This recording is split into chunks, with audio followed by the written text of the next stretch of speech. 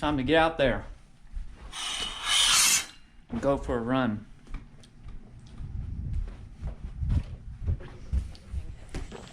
Baby food. I was at work with a friend of mine and I was talking about my running and well, I wasn't talking about running. I pulled out a gel. I took a gel with me to work. G-U gel, and name brand is Goo. Anyway, I was taking it on the way back to the office, and he was like, "Oh man, those things are disgusting." He was telling me about this. It's not an Ironman, but it's kind of like an Ironman race that he was doing, and he was running, and a friend of his tossed him a gel, and he tried it, and it was just like nasty to him. And a couple weeks ago, I went and bought some apple sauces in these types of pouches, and that was really great for me. Being out, took him out on the trail. It was a 20-mile run, and took him out, and so they were really convenient. And so he told me he does that with baby food when he goes out and he exercises. So it's like, yeah, why have I never thought about that? I guess because I don't have children. I didn't realize that they carry these things in these types of pouches. So, yeah, anyway, these are good. So my running, I'm on I'm pretty sure this is week 8. I did not post a video for week 7, so this week is going to be week 7 and 8. Last week I ran, I believe it was, I really don't remember, but it was on my long run. What I decided to do on last Sunday, was I was going to run 15 miles. So I ran 3 miles in the morning, and then starting at noon, I would go out and I'd run 2-ish miles. I'd run 2.5, something, a little less than that maybe, and go back home. I'd wait 30-40 minutes, go back out and do it again. And so basically from noontime to about 6 o'clock, I would, every hour on the hour, I would go out and run.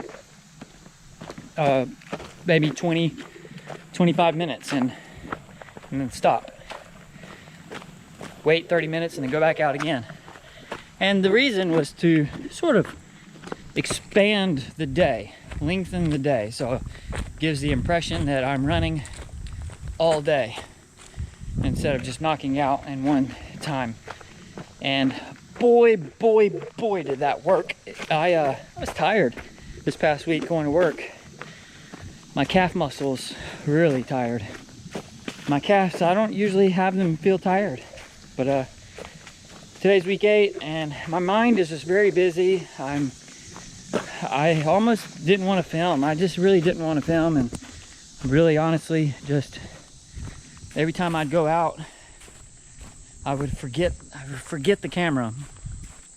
And so I'll be glad I did, for me to be able to view myself in the future and like, yeah, that was a great time. And just a lot of business things going on. I spent all day yesterday, Saturday, working. Look at these shrooms.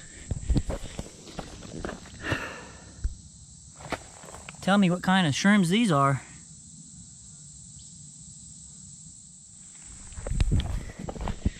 Very colorful. Anyway,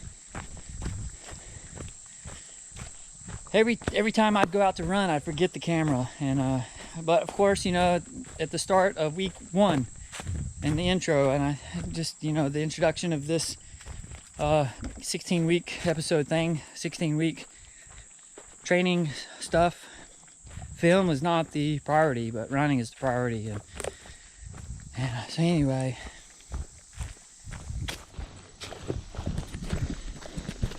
so that Nathan vest that I had, I returned it. I got a store credit for it, and I didn't like it. I just really didn't like it. I tried 3 different sizes. And the smallest they had, it still just wasn't the most, it just didn't feel quite right. I was willing to just use it, but went to REI and found the Salomon vest that I was seeing online and tried it on, and I was like, oh yeah, I'm gonna get it.